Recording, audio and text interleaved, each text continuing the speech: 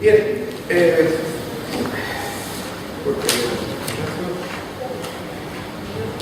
a ver, soy, como ya fui presentado, Sergio Maturana, Departamento de Ingeniería Industrial y de Sistemas.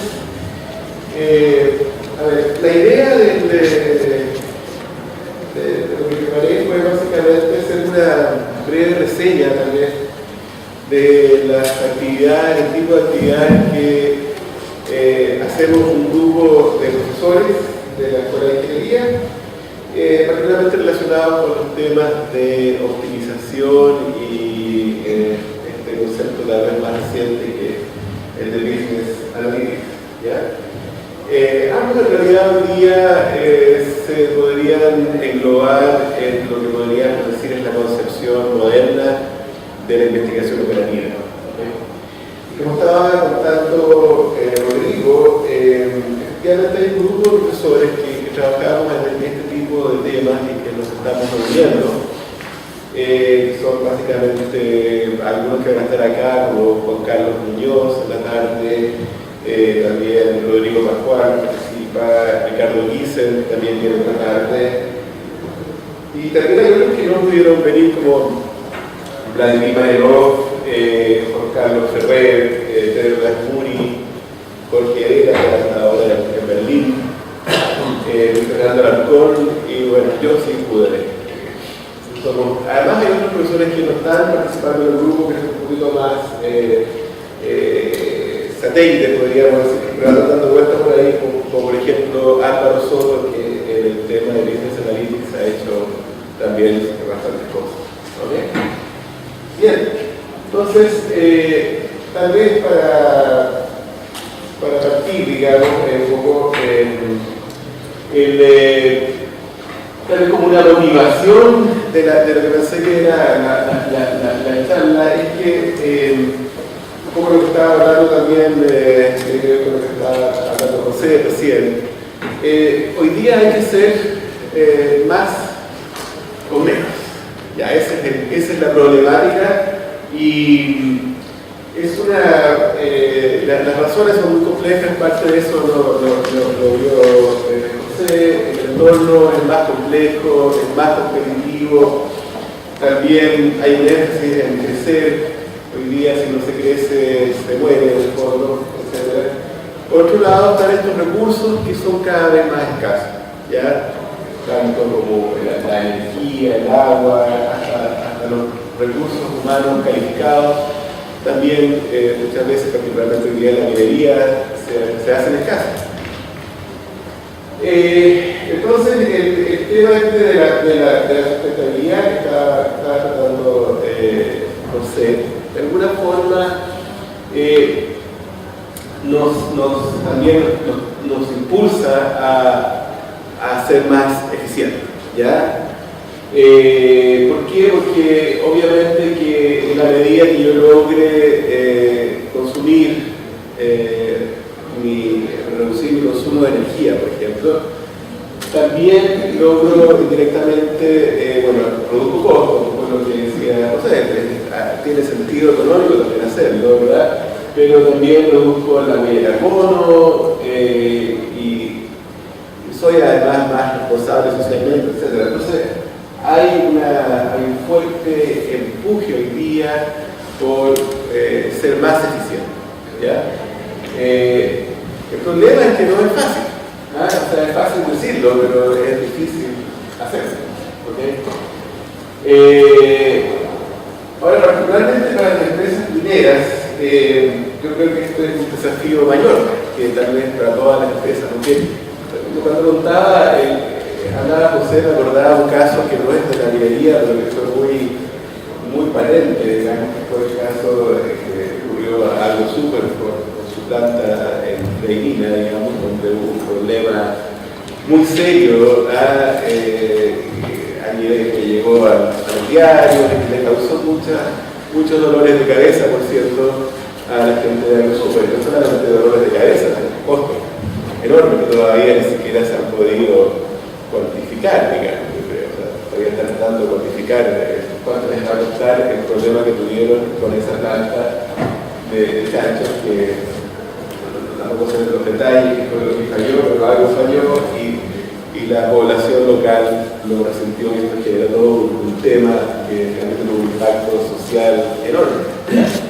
Entonces, esas son cosas que en particular en la minería también hay un cierto potencial por la escala de las operaciones, por el tipo de operaciones también que se realizan, que es relativamente alto. O sea, tenemos otras empresas que no tienen tantos problemas o riesgos, digamos, como los que tiene la minería. Entonces, este tema en particular para la minería es bastante más crucial, ¿ya? Y por lo tanto que tenemos mucho más cuidado con todo lo que pasa y aquí la planificación yo creo que es vital.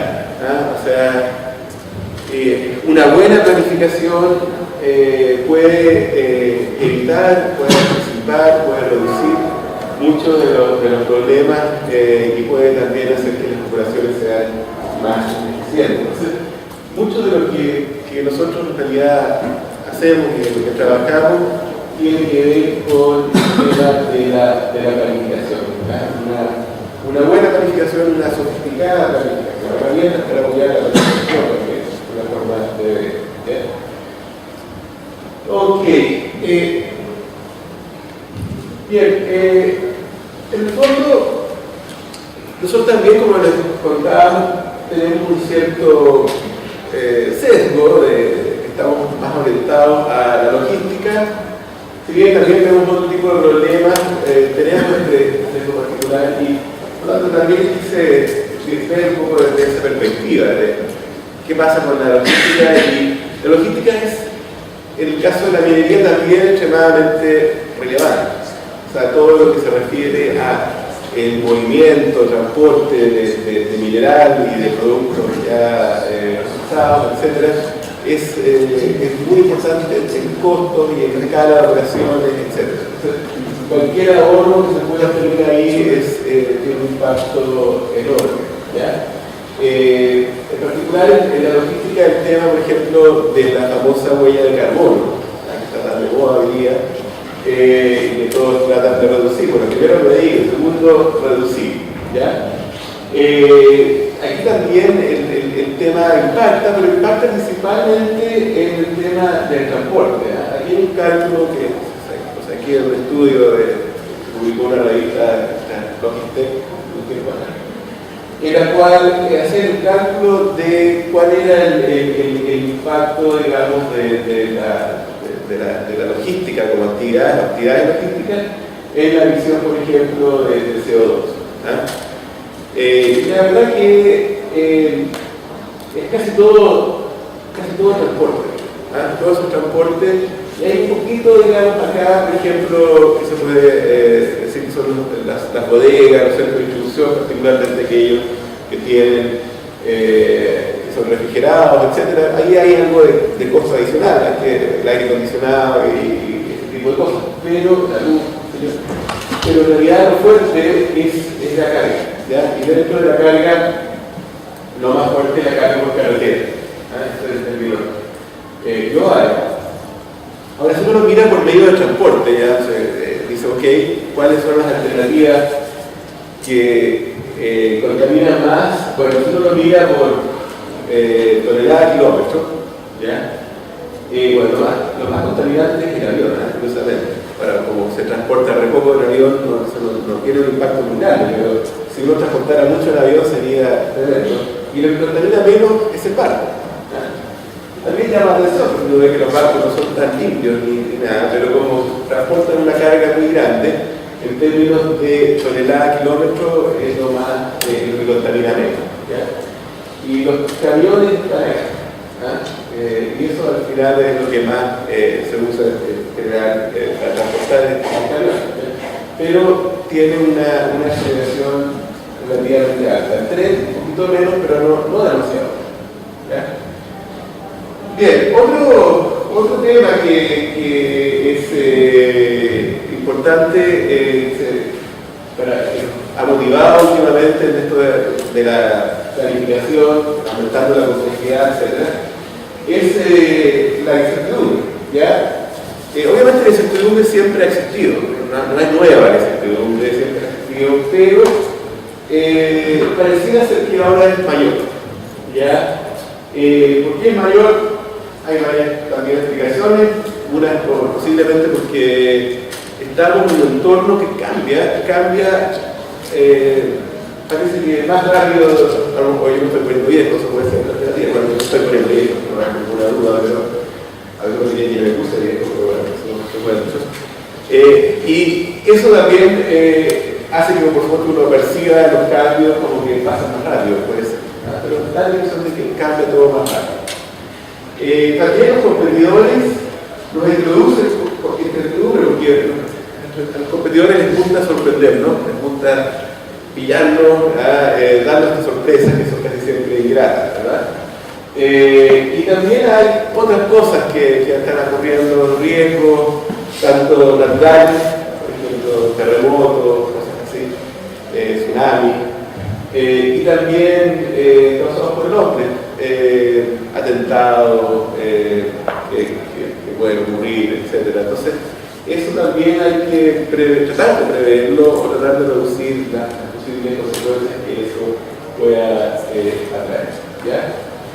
Entonces, yo creo que ha habido aquí un giro en lo que es la planificación que durante mucho tiempo se focalizó principalmente en la eficiencia, o sea, planificar para ser eficiente. Y hoy día obviamente sigue siendo una consideración importante ser eficiente, pero ya no es suficiente ser eficiente. ¿Ya? Además, ahora hay que fijarse en otra cosa. ¿Ya? Y una de esas es la resiliencia, que se llama, que la resiliencia tiene que ver con la capacidad de resistir las cosas malas, adaptarse, de aguantar posibles desastres, por ejemplo, cosas de ese tipo. ¿Ya? En Estados Unidos, por ejemplo, les cayó más la chancha, podríamos decir, de la importancia de la resiliencia con desastres como, por ejemplo, el de Katrina, que asoló toda la zona de Nueva Orleans, que es como escoba, ¿verdad? O también el atentado de las Torres Gemelas, que también causó un desastre enorme, paralizó todo el transporte aéreo por varios días, etcétera, que tuvo un impacto en muchas operaciones, en muchas empresas gigantescos. Entonces, ahí se da cuenta que muchas veces, y eso puede ser como digamos, lo irónico, es que cuando uno es muy eficiente, muchas veces queda más expuesto a cambios que puedan ocurrir y queda más frágil, digamos, de alguna forma, y sufre más las consecuencias de cosas que no se habían anticipado. ¿Ya? Entonces aquí se ha llevado un poquito y ha surgido con más fuerza estos dos conceptos que son la flexibilidad y la robustez, como cosas que también hay que cautelar, digamos, no basta con ser eficiente, sino que también hay que tener flexibilidad y robustez. Ejemplos de por ejemplo, estrategias flexibles, y hay un paper de un amigo que es Chris Tal, que es profesor de la UCLA, que él básicamente planteaba estas cuatro formas que están acá, digamos, que se pueden usar en distintas etapas, en distintos momentos de la planificación, que ciertamente pueden generar una reducción de la eficiencia. Son un poquito menos eficientes, pero que son más flexibles, que incrementan la flexibilidad. Por ejemplo, tener más de un proveedor. ¿Ya? No poner todos los huevos en la misma canasta, como diría, un solo proveedor que puede ser el más económico, el mejor, etc. Puede haber uno así, pero de repente es mejor tener más de uno. ¿Ya?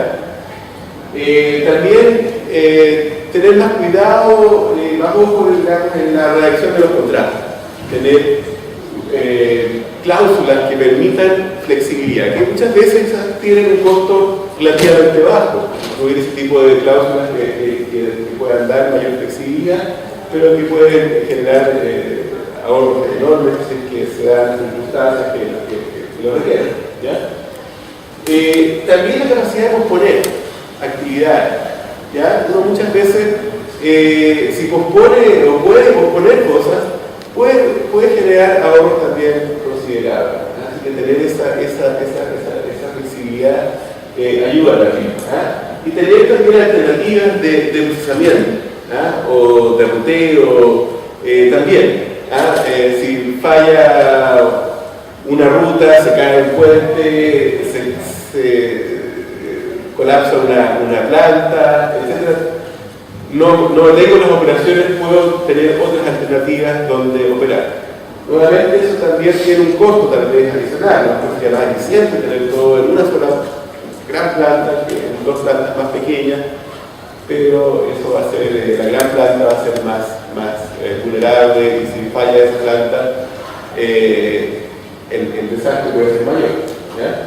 Entonces, hay que de alguna forma, otro desafío, digamos, balancear estos costos adicionales, que hay que tratar de minimizar esos costos adicionales, pero velar porque haya mayor flexibilidad. Hay todo ahí, y ahí se ha trabajado en formas de planificar esto de manera que se logre el objetivo de la mayor flexibilidad, incrementando al mínimo el costo. Es un área de trabajo que hoy día está bastante de moda, y yo creo que hay que seguir investigando un poco más ahí. Después, otro tema que está relacionado con esto es la optimización. La optimización es una herramienta que apoya obviamente generalmente la planificación o la programación. ¿Y cómo lo hace? Básicamente en base a modelos matemáticos, ¿verdad? Que yo voy a mostrar como un esquema para detallar, así que no voy a ir mucho a la explicación que estaba ahí, se lo voy a explicar de otra forma. ¿Okay? Sí, yo sé que hay gente acá que seguramente ya sabe todas estas cosas, pero no aburrirlos demasiado. Mi idea era dar una idea general, como decía, para después entrar en detalle un poquito más en alguna. Bien, en la minería, la verdad que en la optimización se ha aplicado, y se puede aplicar también el tema, por ejemplo, como la planificación minera, una de las más clásicas áreas que se ha aplicado, la programación de la producción también, ¿ya? Y a distintos plazos, puede ser largo, mediano y corto plazo. Generalmente el largo plazo en la minería es bien largo, es un tema, una característica, pero es muy importante que sea así. Ahora, a nivel operativo ha sido más difícil, no es imposible, pero es más difícil aplicar la optimización. ¿Ya? ¿Por qué? Porque hay un tema de datos que se requieren para la optimización que son muchas veces difíciles de obtener, y que en los tiempos en que se requiere. O sea que aquí la dinámica de la operación muchas veces impide que uno pueda aplicar estas herramientas de optimización, o sea muy difícil hacerlo. Tiene que estar todo muy bien implementado, todo muy bien conectado, tiene que estar todo a nivel del hardware, podríamos decir, para que la cosa funcione. Si no es así, la verdad que el tiempo que se pierde tratando de aplicarlo genera un costo mayor que las ineficiencias que se podrían derivar de no aplicarlo. Así que ahí la relación costo-beneficio no es clara. También puede ser aplicado tanto a la minería de superficie como a la minería subterránea, aplicado en otros casos. Y también al tema más global, que es la cadena de suministro. Es decir, mirar todo la minería particularmente es una cadena que parte en la tierra, por lo tanto va para el otro lado, pero hay un tema, como decía, de transporte, de los materiales, etcétera, que es muy considerable y que requiere también inversiones bastante grandes. Un poco lo que quería decir un poco de la optimización, solamente para que estuviéramos todos sintonizados. Pues la idea es que obviamente uno parte con un problema real, que está acá, y hay algún problema que es bastante complejo generalmente, que yo quiero abordar. Por ejemplo, la planificación minera puede ser un problema. La planificación de esa mina podría ser. ¿Ya? Y alguien, y esta es una parte compleja, tiene que desarrollar un modelo matemático que represente ese problema. ¿Ya? Algunos dicen que eso ya es un arte. ¿Ya? Ciertamente se requiere de alguien bastante capacitado para que haga eso, y es bastante a la medida, bastante, no es algo genérico, sino que tiene que ser un trabajo específico para esa mina, para ese plan, por ejemplo, minero, etc. Y ahí se desarrolla este modelo. Para este modelo no basta, también está la parte de los datos, y cualquiera que haya implementado un sistema de optimización les dirá que esta parte de acá generalmente es la que consume muchas veces la mayor parte del tiempo y de los recursos. O sea, obtener los datos, a eso obtenerlos es relativamente fácil, hasta los datos dando vuelta por ahí. Pero conseguir que los datos estén bien, que sean los datos que se requieren para el modelo, que no haya basura en medio de los datos, limpiar los datos, etc. Eso entraña mucho más trabajo. ¿Okay? Una vez que uno tiene ya el modelo matemático y los datos, que como decía, buena parte del trabajo, hay que combinarlo y alimentar unos algoritmos, software, generalmente pensados en forma de software, que genera soluciones en realidad, porque en realidad para cada caso, pero uno generalmente analiza distintos casos. Y esto debiera llevar a decisiones que afecten al problema real. ¿Ya? ¿Por qué lo puse así? Porque siempre me acuerdo de mi profesor que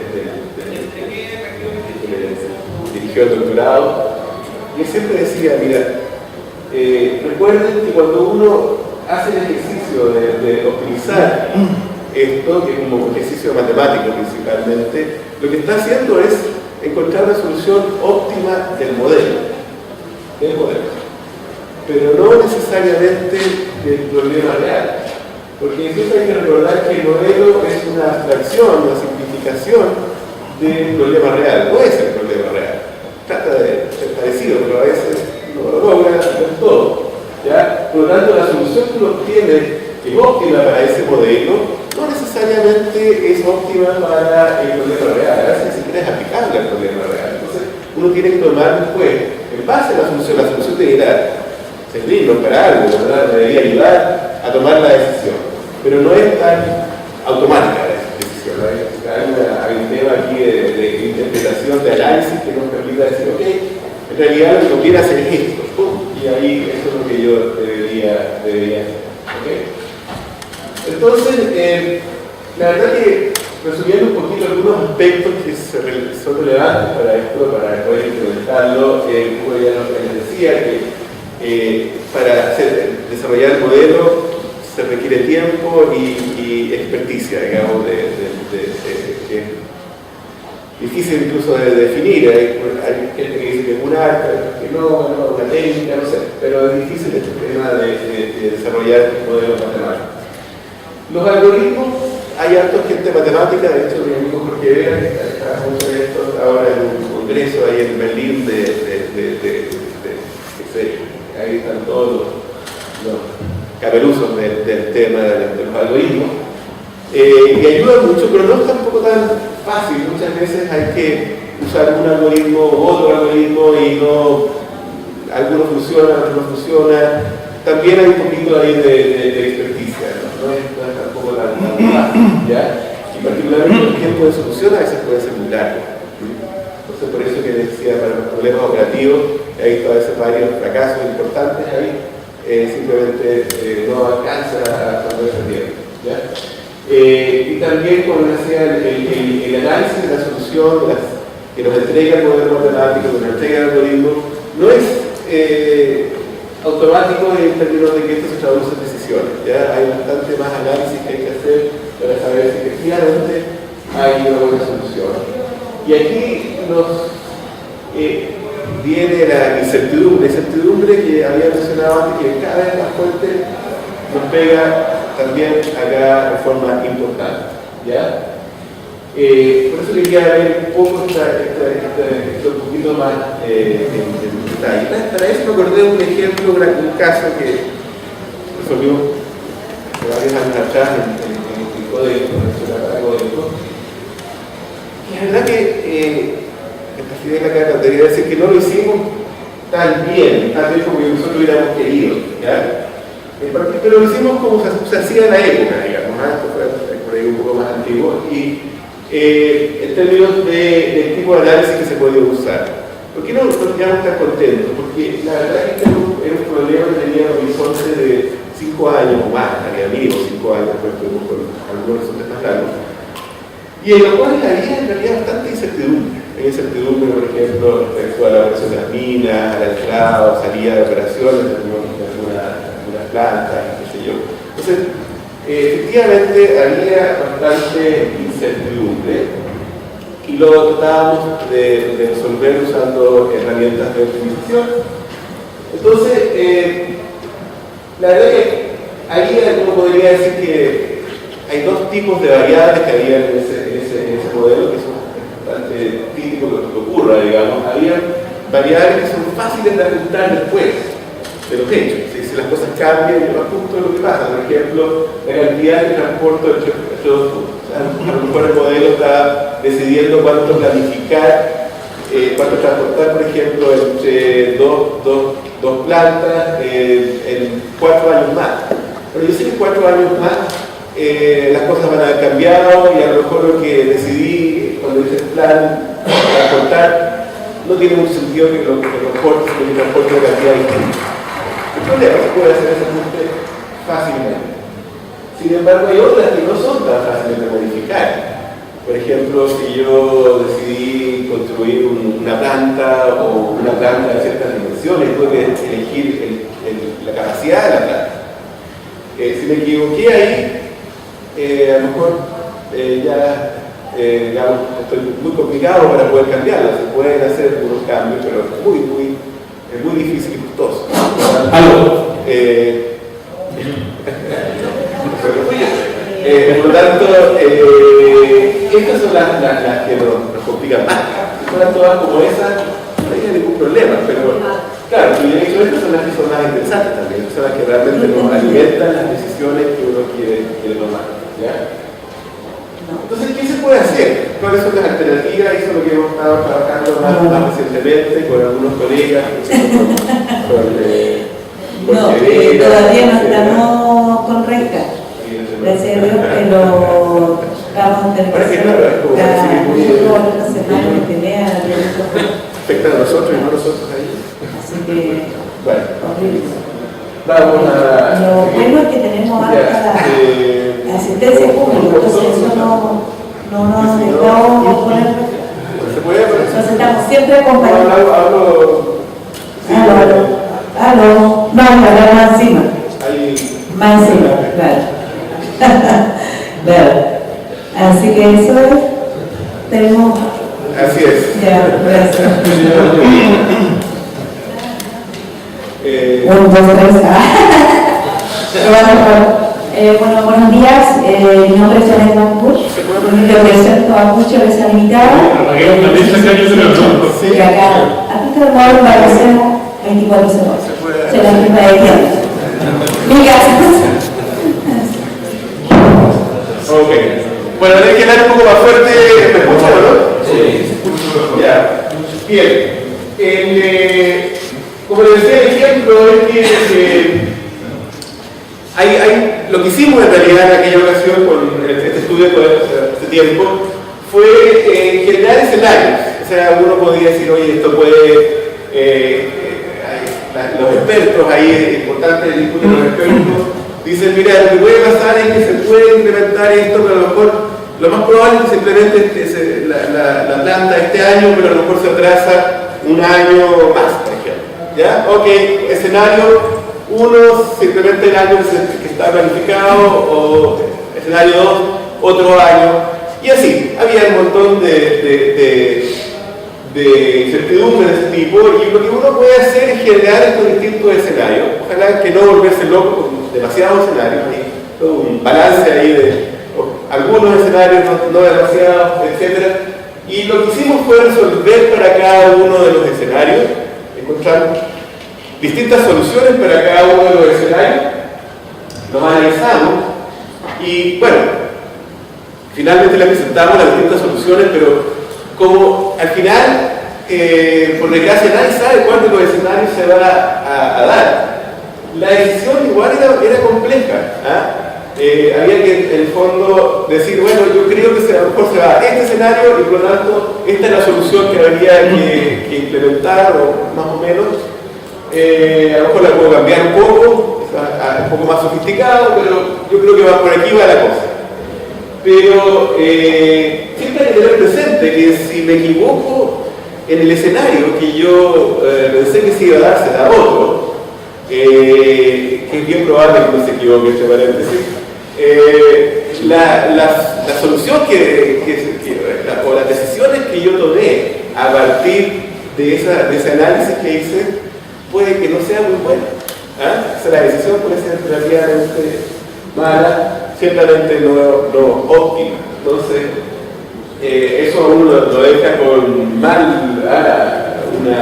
no muy satisfecho. Entonces, ¿qué se puede hacer para evitar esto? Estas son las cosas que se han hecho más recientemente y en las cuales estamos hoy día trabajando. ¿Ya? Una alternativa que es más antigua y tal vez la mejor es la programación estocástica, es más sofisticada, es más compleja también matemáticamente hablando, pero lo más difícil o la mayor desventaja en realidad es que es también más difícil de resolver. O sea, los problemas que uno genera ahí, los tiempos de solución, los algoritmos, etcétera, se ponen más complejos y difíciles de resolver. ¿Ya? Y también ocurre que requiere tener estimaciones de las distribuciones de probabilidad. No sé si todos acá saben lo que siquiera estoy diciendo, las distribuciones de probabilidades, pero muchas veces en la minería hay gente que no sabe, y uno le puede por lo tanto pedir que oiga, díganme la distribución de probabilidades del evento que se va de la ley del cobre no sé, yo creo que es un poco difícil, por decirlo menos, obtener ese tipo de información. ¿Okay? De hecho nos pasó un poco que en algún momento quisimos, por ejemplo, ver cosas como por ejemplo la probabilidad de ocurrencia de los distintos escenarios, que es lo que hicimos acá. Pero eso también es complejo, ¿verdad? Pero es menos complejo que lo que se pretende acá con la programación estocástica. Entonces acá en la programación robusta uno usa una idea que es bastante más intuitiva, digamos, de lo que se quiere hacer. Oye, no hay una solución que podamos encontrar, por ejemplo, que sin ser exactamente la óptima, pueda ser por lo menos relativamente buena o cercana a la óptima para los distintos escenarios que se pueden dar. Esa es la idea de una solución robusta. Efectivamente hay técnicas que permiten generar ese tipo de soluciones y esas, por lo tanto, pueden apoyar mucho mejor la toma de decisiones de la planificación que las más tradicionales. ¿Okay?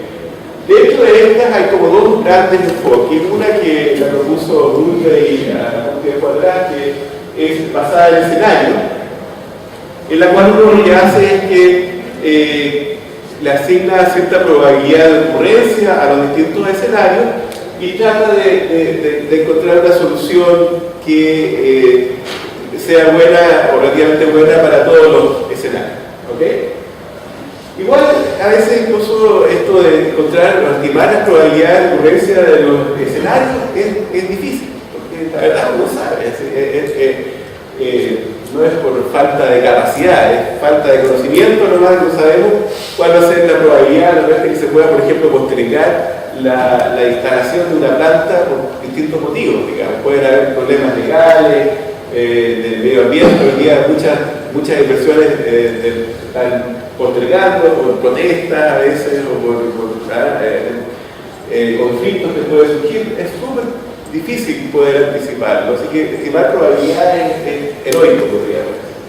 Y también hay otra forma que hemos estado usando más recientemente, explorando con Jorge Vera en particular, hemos estado trabajando juntos en esto, en la cual lo único que se requiere es conocer el rango.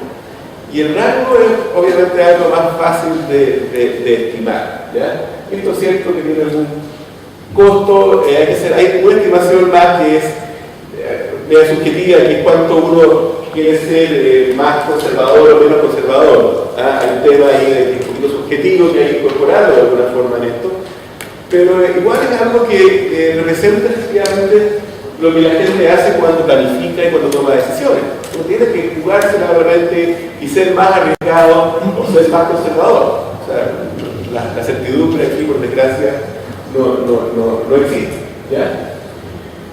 Solamente quise poner algunos ejemplos ahí, puse unos muy lejanos, y por distintas partes del mundo, por ejemplo, en minas se aplicaba todo hay un paper. Estos son papers que han aparecido en distintas partes. Este es un paper, por ejemplo, de Martin Smith, que hasta hace poco estaba acá, el año pasado vino para acá, pero ahora ya está de vuelta en Australia. Acá también hay un tema de la cadena de suministro de carbón de Hunter Valley en Australia, una operación enorme, la cantidad de carbón que se produce en Australia es gigantesca. Y acá también en una operación, una mina en Suecia, en el norte de Suecia. ¿Okay? Entonces, esos son ejemplos de casos que han sido reportados en la literatura. Ciertamente que hay muchas otras aplicaciones que no aparecen en los papers, y hay más papers, tampoco todos los papers. Aquí se ponen algunos ejemplos para ilustrar la idea. Ya, y por último, como más rápido, hay temas acá que si yo quiero, porque una cosa es hacer todo esto que acabo de escribir, desarrollar el modelo, encontrar la solución, pero si uno quiere efectivamente usarlo como un soporte, un apoyo a la planificación, esto lo va a tener que hacer recurrentemente, o sea, todos los años o cada cierto tiempo, y no va a querer tener siempre que recurrir a estos consultores externos, por ejemplo, para hacerlo. Entonces, hay que, después de esto, del desarrollo inicial, empaquetar todo esto y además capacitar a la gente de la empresa para que pueda usar esta herramienta. Hay un montón de iniciativas fracasar por causa de esto. Esto no se hace o no se hace bien. Entonces, esta es una cosa que a veces se descuida, pero que es súper importante, porque si no, la verdad que todo el esfuerzo anterior sirvió para una vez y nunca más. ¿Okay? Bueno, por último quería referirme al Business Analytics, que es una cosa que es relativamente más novedosa. Y yo creo que se ha aplicado hasta donde he podido ver poco en la minería, a lo mejor me equivoco, pero no he encontrado muchas aplicaciones en la minería. Hay un problema, así que cuando uno hace una búsqueda acá, el Business Analytics está muy asociado al data mining. Estos son distintos nombres, muchas veces se usa para, son casi sinónimos, pero en realidad no son exactamente sinónimos. Hay algunas distinciones entre unas de las cosas, pero el traslape es tan grande que muchas veces se confunde, así que Business Intelligence, Data Mining, Big Data, que es como el nombre que ha estado más de moda últimamente, son sinónimos también de Business Analytics. Entonces, el problema es cuando uno trata de buscar aplicaciones en minería y aparecen muchas cosas con data mining. Entonces, como, aquí estamos hablando de minería al cuadrado, digamos, minería de datos en minería, una cosa rara. Pero, ¿cuál es la idea en general? Muy breve, este esquema conceptual típico. Generalmente todo esto parte de análisis de los datos, y por lo tanto lo más importante al principio es tener un buen conjunto de datos y herramientas para procesarlos, ¿ya? Después uno puede analizar esos datos, analizarlos de distintas formas, hacer minería y aplicar algunas herramientas un poco más sofisticadas, como por ejemplo yo sé que el Balance Scorecard, por ejemplo, lo han implementado hace algunos años. Y eso se basa en todos los datos el corazón de todo, la base de todo es esta Data Warehouse y es bastante complejo, es un tema más informático, no voy a meter aquí, pero la idea del Data Warehouse es que recopile toda la información que anda dando vuelta, información de sistemas transaccionales que se usan en las operaciones, por ejemplo. La gracia del Data Warehouse es que no se vea usado para nada operativo, ¿ya? Lo que tiene que ser aparte, offline se podría decir, de las operaciones, ¿ya? Que es otro esquema. Entonces, acá además quiero guardar los datos históricos. Generalmente en un sistema transaccional yo tengo la versión actual, no tengo la historia para atrás, no me interesa. Acá sí me interesa tener toda la historia de los datos. Entonces aquí quiero guardar todos los datos históricos que vienen de los sistemas transaccionales, pero también que vienen de otros sistemas, incluso de tablillas de cálculo que la gente le encanta usar, que es un desastre, pero hay que tratar de rescatar los datos que puedan haber ahí, etcétera, y de cualquier otra fuente, incluso hasta el papel, y tratar de recopilarlos acá. ¿Y para qué? Para usarlos, bueno, para distintos tipos de análisis, consulta, el Balance Scorecard o el Data Mining, ¿ya? Ahora, una cosa que se asocia mucho es simplemente una forma de análisis que se llama multidireccional, o los tubos, los hipertubos, etc. Que es mirar los datos de distintas formas que se pueden agregar, desagregar, mirar distintos cortes, etc. Hay herramientas principales para hacer esto. Y la gracia es que no requiere pedirle al departamento de informática que genere un informe ad hoc, sino que yo puedo hacerlo por mí mismo, con relativa facilidad. Después está el algoritmo de Data Mining, que aquí ha sido el área donde tal vez ha habido más investigación. Mi amigo Álvaro Soto, por ejemplo, trabaja bastante en este tema, en cómo tratar de extraer conocimiento, en forma del concepto de un montón de datos.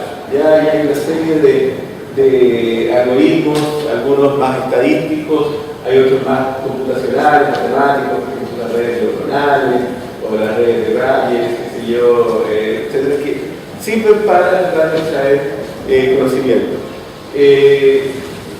Acá, por ejemplo, yo creo que en el caso de la minería, obviamente hay distintas áreas que esto se puede aplicar por de pronto en el tema de los recursos humanos, por ejemplo, que es una de las áreas en que más se ha aplicado todo esto, y también se ha aplicado por ejemplo, para cosas que no tienen nada que ver, tienen que ver, por ejemplo, con datos del médico, imágenes médicas, los datos de la resonancia magnética, todo eso se puede analizar y se puede traer conocimiento a partir de ahí. Así que yo imagino que en las operaciones mineras también hay un montón de datos que podrían ser analizados y que podrían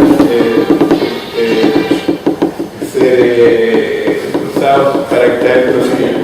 ¿Okay? Bueno, para terminar, esta es la parte de aquí voy a lanzar algunos avisos que son, la idea es cómo hacer la conexión en el fondo entre la parte académica, la parte que hacemos nosotros, y la empresa. Y hay distintas alternativas, hay unas que son, por ejemplo, investigación aplicada, que nosotros normalmente hacemos.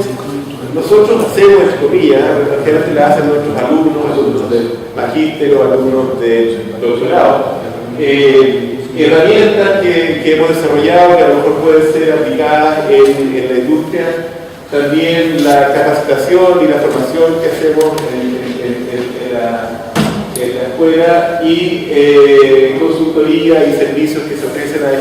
Ahí creo que les van a, por ejemplo, no sé que Juan Carlos Muñoz, por ejemplo, les va a hablar de un servicio que ofrece la escuela, digamos, para hacer programación de turnos, por ejemplo, que es una área bastante interesante. Bueno, ya les mencionaba, Rodrigo, si quieren ver un poco más de información, quiénes son y algunos datos respecto a este grupo de profesores que nos juntamos, está el link, es el grupo logística.cl, que lo pueden visitar. Y ahí ahí van a estar los mails de nosotros y pueden ver un poco qué es lo que hacemos cada uno en términos de investigación. Así que si les pica algo, lo que vean ahí, pueden mandar un mail al profesor respectivo. ¿Okay? Y también con un aviso que me pidieron pasar del departamento, está el MII, el máster, la UNCAS también, que tiene problemas y que obviamente es en Santiago, es complicado para algunos, pensaba un poco en informal que se puede hacer, pero es más complicado. Está también lo que mencionaba Rodrigo en la clase ejecutiva, que tiene la gracia que es más, tiene la cosa, digamos, hablan de Blender, tiene el componente se puede hacer una parte de internet, así que eso es otra para los diplomados, puede ser una buena opción. Ya, y para terminar, no sé si hay algunas preguntas, dudas, ¿cómo andamos con el tiempo? Súper pasado. Ya. Un aplauso para